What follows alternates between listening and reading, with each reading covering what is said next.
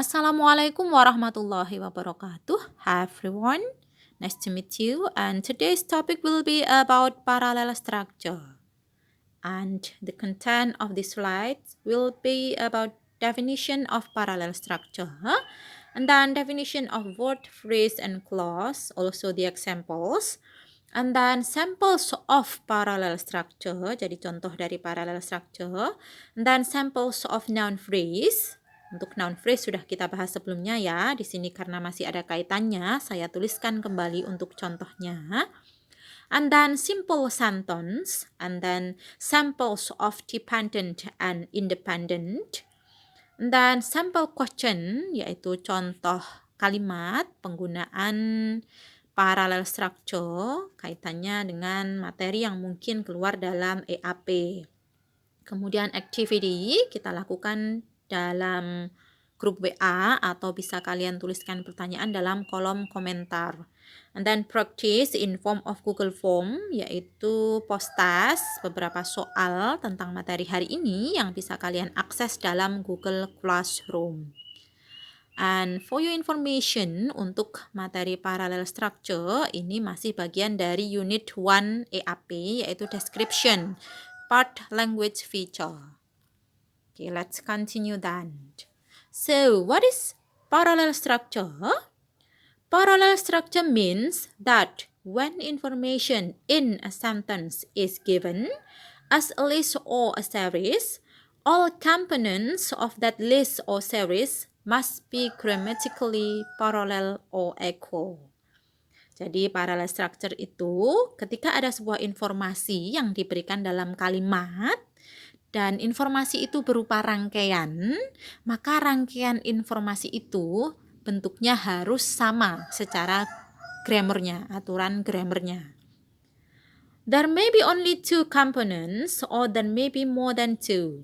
Jadi informasi itu bisa dalam 2 rangkaian atau lebih dari 2 rangkaian. Bisa 3, 4, bahkan 10. Nah, bentuk informasi itu apa? Oke. Saya ambil ini dari buku EAP page 9. In describing things, you may give more than one attribute to a thing by using conjunction and. You may contrast to a thing by using but, or you may give an alternative to a thing by using or. In this situation, you need to make the things parallel. Jadi kalau kalian mau mendeskripsikan atau menuliskan informasi dalam paragraf, ketika menambahkan maka memakai kata hubung and, ketika mau kontras menunjukkan hubungan perlawanan maka memakai conjunction atau kata hubung but, dan ketika mau memberikan alternatif atau menunjukkan bahwa itu memiliki makna atau, maka memakai kata hubung or. Nah, dalam situasi seperti ini, yaitu situasi pemberian informasi seperti ini berupa penambahan pilihan atau alternatif, maka kalian harus menuliskannya secara paralel. Nah, apakah makna paralel di sini dalam arti bagaimana memparalelkan, bagaimana disebut paralel? With these conjunctions, you will combine a noun with the same category of a noun. Jadi kalau noun harus dengan noun. Kata benda harus dengan kata benda. A verb with the same category of a verb. Kalau kata kerja harus dengan kata kerja. A phrase with the same category of a phrase. Kalau bentuknya frasa harus dengan frasa. Semisal noun phrase dengan noun phrase. A sentence with a sentence, etc. Nah, kalau kalimat harus dengan kalimat, klausa dengan klausa, adjektif dengan adjektif, adverb dengan adverb. Nah, seperti itu. Jadi harus sama secara setara, secara grammaticalnya. Oke. Let's have a closer look. Nah, jadi kalau pembahasnya tentang parallel structure, maka ada beberapa tinjauan yang harus kita cermati. The first is about the words. Nah, words adalah each part of speech. Jadi ada 8 kelas kata, yaitu meliputi noun, kata benda, verb, kata kerja, adjective, kata sifat, adverb, kata keterangan, pronoun, kata ganti, preposition, kata depan, conjunction, kata hubung, dan interjection, kata seru.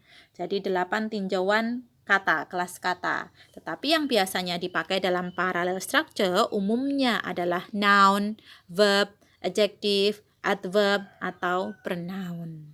Nah, untuk conjunction dia yang menghubungkan. Tinjauan yang kedua yaitu phrases. Nah, phrases di sini yang sudah kita bahas adalah noun phrase, bentuk atau variasi noun phrase serta bagaimana membentuk noun phrase. Variasi lain dari phrase ini ada prepositional phrase, yaitu frasa yang diawali oleh preposisi, semisal in, at, at home, at school. Kemudian ada istilah adjective phrase, ada istilah adverbial phrase, dan juga ada istilah verb phrase, rangkaian kata kerja. Tinjauan yang ketiga yaitu tentang clauses. Nah, clauses ini dibagi menjadi independent clause dan dependent clause, di mana yang biasa kalian sebut sebagai kalimat atau full sentence itu adalah independentnya. Oke, tinjauan yang keempat yaitu independent clause. Nah, ini yang biasa kalian sebut sebagai kalimat lengkap. Variasi dari independent clause itu ada simple sentence, yaitu kalimat sederhana, cukup dengan subjek dan juga verb, satu verb. Boleh ada objek atau tidak. I sleep. Nah, itu sudah simple sentence, masuk sebagai independent clause. Kemudian ada compound sentence. Ada complex sentence, ada compound complex sentence. Untuk variasi contohnya nanti dalam pembahasan sambil kita membahas masing-masing topik akan saya tunjukkan contohnya ketika kita melihat real kalimatnya. Bagian mana yang disebut sebagai compound, bagian mana yang disebut sebagai complex ataupun compound kompleks. Oke. Tinjauan berikutnya yaitu tentang dependent clause. Nah, dependent clause ini kalimat itu belum bisa disebut sebagai sentence, tetapi masih klausa, dependent yang belum bisa berdiri sendiri. Ada variasi berupa noun clause, adjective clause, atau adverbial clause. Dan juga klausa lain yang memiliki penanda dia adalah dependent atau tidak bisa berdiri sendiri. Makna tidak bisa berdiri sendiri ini adalah ketika dia dituliskan dia sendiri, belum memiliki makna yang jelas, yaitu masih membingungkan. Oke, untuk contohnya kita cermati sambil membahas materi. And tinjauan terakhir yaitu independent clause dengan pola subject verb. Kalau sudah ada pola subject verb, maka dia sudah bisa disebut sebagai independent clause atau sentence. Kemudian untuk dependent clause, ini polanya subordinate conjunction diikuti oleh subject baru verb. Jadi subject verb diawali oleh subordinate conjunction, namanya subordinate conjunction. Ini maka disebut sebagai dependent clause. Jadi belum bisa berdiri sendiri karena adanya subordinate conjunction atau complex conjunction. Oke, jadi 6 tinjauan ini silakan dicermati. Ini semua tidak hanya dalam materi parallel structure, tapi mungkin nanti akan kita bahas dalam materi-materi berikutnya. Paling tidak ketika at least when you know about this aspects atau 6 tinjauan ini akan lebih mudah mengenal istilah-istilah dalam grammar. So, the definition of word, phrase, and clause. What is word? Word is a single unit of language which has meaning and can be spoken or written. Jadi kata itu adalah unit tunggal dalam bahasa yang memiliki makna. Jadi unit tunggal tetapi sudah punya makna. Bisa berupa tulisan atau ucapan. Oke.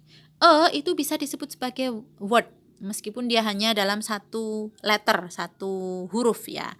Karena sudah memiliki makna yaitu sebuah. Nah, ini contohnya kata. Kemudian phrase. What is phrase? Phrase is a group of words which is part rather than the whole of a sentence. Yang sudah kita bahas yaitu noun phrase. Apakah itu phrase? Phrase adalah rangkaian beberapa kata di mana dia sudah punya makna, tetapi belum memahamkan ya, karena belum dalam satu rangkaian clause. Sudah memiliki makna, rangkaian beberapa kata yang sudah punya makna, tetapi tidak punya subjek verb. Nah, hanya rangkaian kata aja. Jadi sepanjang apapun rangkaian itu, semisal ada 10 kata, 12 ataupun 20 kata, tetapi dia tidak punya subjek verb, maka belum bisa disebut sebagai clause. And what is clause? Clause is a group of words consisting of a subject and a venit form of a verb. Jadi klausa, di sini klausa adalah rangkaian beberapa kata, tetapi dia sudah punya subjek dan juga venit, subjek dan juga verb. Maka bisa disebut sebagai klausa. Oke. Seperti apakah contohnya word, phrase, and clause? Let's have a look. Dalam penggunaan kata, frasa, dan klausa, contohnya dalam parallel structure adalah antara word dengan word. Yang pertama, there are few places in the world where a visitor can find such a rich variety of natural and historical. Nah, kata natural dan historical ini antara adjektif dengan adjektif.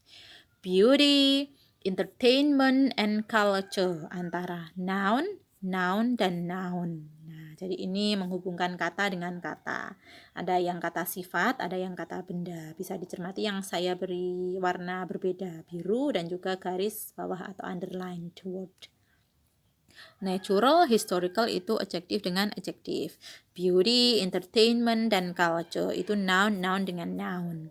Nah, biasanya dalam bentuk soal, salah satu kata dihilangkan dan kalian diminta untuk melengkapi. Jadi kalau yang pertama sudah ada noun, yang kita butuhkan noun. Kalau yang terakhir sudah ada adjektif misal, maka yang di awal yang kita butuhkan adalah adjektif. Seperti itu.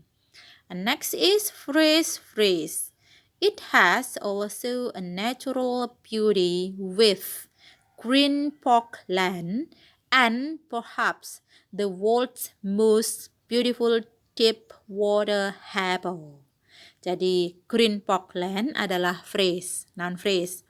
The world's most beautiful deep water harbour juga phrase. Jadi yang dihubungkan oleh N adalah phrase dengan phrase. Nah, kemudian clause with clause, klausa dengan klausa yang menghubungkan or, conjunction or. Ingat ya, yang bisa menghubungkan parallel structure adalah and, but, dan juga or.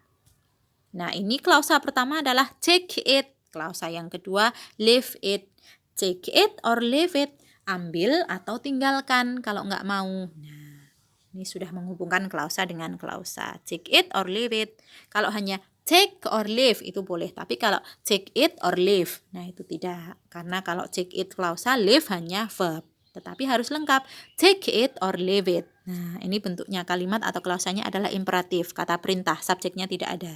Subjeknya harusnya kalau dituliskan adalah you. You take it or you leave it. Nah, itu variasi imperatif. Bisa dicermati ya. Next, samples of parallel structure. Nah, ini adalah contoh kalimat yang dikatakan paralel dan juga tidak paralel. Kalimat yang pertama kita lihat. Students were asked to do their assignment quickly, accurately, and in detailed manner. Ini tidak paralel karena quickly itu adverb, accurately itu adverb, and in detailed manner itu phrase. Nah, jadi and menghubungkan adverb dengan phrase tidak paralel. Yang benar adalah students were asked to do the assignments quickly, accurately, and thoroughly. Jadi ketiganya adalah adverb quickly, accurately, thoroughly. Nah, ini paralel. Yang bawah, yang di atas tidak paralel. Kemudian contoh yang kedua, second example. Not parallel. Eric joined the office, past, work hard, past, and is getting a pay rise, present continuous. Nah, ini tidak paralel. Yang paralel adalah Eric joined the office, work hard, and got a pay rise. Jadi semuanya pas karena dia bergabungnya sudah saat itu, kemudian dia bekerja keras juga saat itu, kemudian mendapatkan peningkatan gaji atau salary saat itu. Nah, ini paralel, pas. Maksudnya di sini adalah verbnya verb pas semuanya. Kemudian contoh yang ketiga, not parallel. Mr. Evan is a lawyer, a politician, and he teaches. Nah, lawyer noun, politician noun, he teaches itu clause, kalimat. Nah, maka tidak paralel. Seharusnya Mr. Evan is a lawyer, noun, a politician, noun, and a teacher, noun. Jadi dia adalah pengacara, seorang politikus, dan juga seorang guru. Jadi noun semuanya paralel. Contoh terakhir, not parallel. Dad told me that I should study a lot. I should study a lot itu klausa. That I should not eat fast food itu klausa. And to maintain a strict routine before the exam itu phrase karena tidak ada verbnya ini. Maintain a strict routine before the exam. Nah, to maintain ini tidak ada verbnya atau subjeknya, tidak ada subjek verbnya, susunan subjek verbnya tidak ada, maka disebut phrase. Ini tidak paralel karena klausa, phrase, frasa, tidak. Maka yang paralel adalah Dad told me that I should study a lot, klausa. That I should not eat fast food, klausa. And that I should maintain a strict routine before the exam, klausa. Nah, subjeknya I should maintain, verbnya, finitnya. Bisa dicermati bahwa paralel ketika yang dihubungkan oleh conjunction and atau or atau but itu setara. Word with word, phrase with phrase, clause with clause. Oke, untuk sample of noun phrase. Nah, ini saya sampaikan atau saya tuliskan kembali. Contoh dari noun phrase adalah semisal the first two boring meeting, di mana headnya atau intinya adalah meeting berupa noun. Sebelumnya adalah premodifier. Several more books, di mana headnya atau intinya adalah books, noun. Two other heavy tables, di mana intinya adalah tables, meja. 2 days after, di mana intinya adalah days, hari.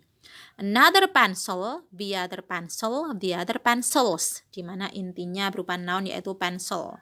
A 20 years old child, di mana intinya adalah child. Much money, di mana intinya adalah money, uang. Fellow students, di mana intinya adalah students, noun. Each one of two criteria, yaitu kriteria sebagai inti atau head noun-nya. My simple life, di mana life adalah sebagai inti atau noun-nya dan my simple sebagai premodifier. Jadi ini adalah beberapa variasi dari noun phrase, frasa benda. Kemudian simple sentence. Nah, kalimat sepanjang ini disebut sebagai kalimat sederhana karena dia hanya punya satu subjek dan juga satu finite, verb be. Sydney sebagai subjeknya. Verb formnya to be yaitu is. Kemudian diikuti complement Australia's oldest, largest, and liveliest state capital with a population of over 3,000. 3 million thousand. Nah, 3 juta ya ini. Jadi dari subjeknya Sydney, kemudian verb formnya is dan complement karena is membutuhkan complement bukan objek ya. Di mana inti dari complement berupa frasa itu adalah capital. Sydney is capital, Australia's capital. Nah, kemudian analisa dari complementnya in form of noun phrase, di mana premodifiernya yaitu Australia oldest, largest, and liveliest state. Kemudian headnya capital, post modifiernya with a population of over 3 million thousand itu. Ini untuk noun phrase sudah kita bahas sebelumnya. Oke, jadi bisa dicermati bahwa ini adalah simple sentence. Minimal punya satu subjek dan minimal punya one finite, satu verb. Kemudian untuk sample of dependent and independent. Jadi kalau dilihat secara susunan atau strukturnya, bagaimana kalimat itu disebut sebagai dependent dan bagaimana kalimat itu disebut sebagai independent. Independent clauses can stand alone as complete sentences. Dependent clauses can't not stand alone because they contain words that make them dependent. If you remove the word that makes a clause dependent, the clause can stand alone as a sentence. Jadi independent itu bisa dikatakan sebagai kalimat lengkap. Tetapi dependent tidak bisa karena mereka mengandung satu kata yang menyebabkan dia sebagai dependent atau tidak bisa berdiri sendiri. Ketika kalian memindahkan atau menghilangkan yang menyebabkan dependent, maka kalimat itu bisa disebut sebagai kalimat independent. Oke, kita lihat dalam contohnya. Cermati contoh kalimat 1 dan 2 dari kalimat after she had finished her homework. Nah, ada after itu sebagai subordinate conjunction, subjeknya she, finite atau verbnya had finished, objeknya her homework. Nah, ketika dirubah menjadi atau dihilangkan afternya, she had finished her homework. Maka after sampai homework itu adalah dependent. She sampai her homework dengan susunan subjek verb objek ini adalah independent. Nah, bisa dicermati kalimat dependent ketika dihilangkan salah satu bagian yang menyebabkan dependent bisa menjadi independent. Nah, penyebab dari dependent itu adalah conjunction after, subordinate conjunction after atau complex conjunction after. Nah, jadi ini adalah asal mula dari dependent dan independent. Kita lihat contoh kalimat 3 dan 4.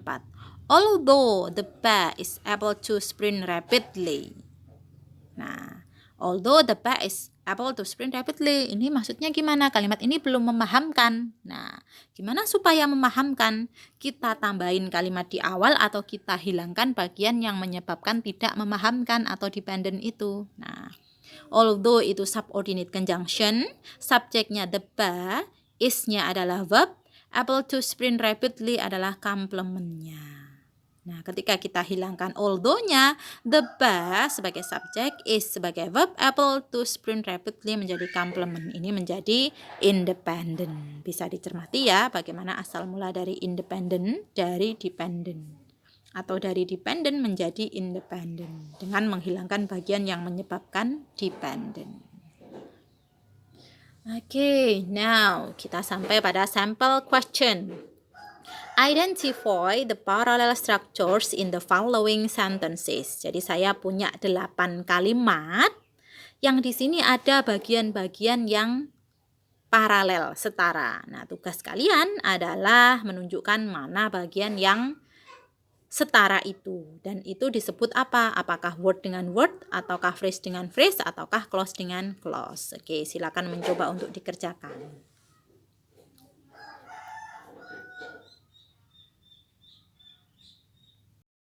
And which are the answers? Ini adalah jawabannya. Untuk nomor 1, the swimming is very good and the beaches are as clean as any you will find. Itu menghubungkan antara klausa dengan klausa. Karena ada subjek the swimming dengan verb be is. Ada subjek the beaches dengan verb be are. Nah, klausa dengan klausa. Untuk nomor 2, ask any Sydneysider about his city and he will say there is no place like it. Juga klausa dengan klausa.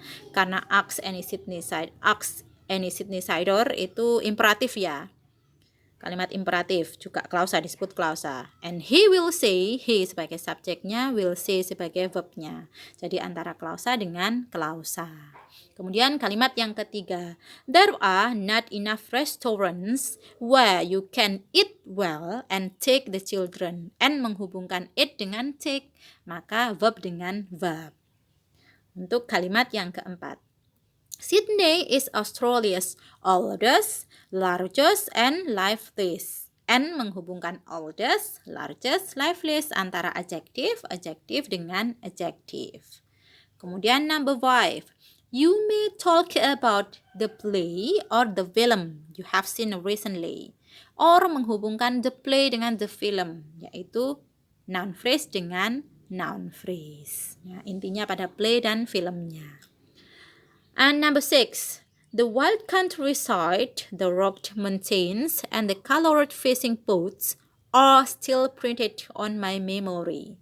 The wild countryside, rugged mountain, colored fishing boats adalah noun phrase dengan noun phrase. Kemudian number 7, the attractive waterside forts and the busy tavernas. Nah, antara apakah rangkaian kata ini punya subject verb? No. Karena tidak punya subject verb, maka noun phrase dengan noun phrase. Kemudian number 8, speak to the friendly local people and they will show you where to eat the most delicious local food. Ini sama dengan susunan nomor 2. Speak, ask, imperative, sentence. Dihubungkan dengan they will, he will. Nah, jadi klausa dengan klausa. Sentence dengan sentence. Oke, silakan dicermati. Dan apakah jawaban kalian sudah benar?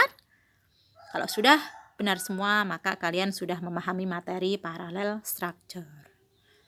Okay, so thank you guys. And as usual, if you have question, you can write it on our group chat atau in comment.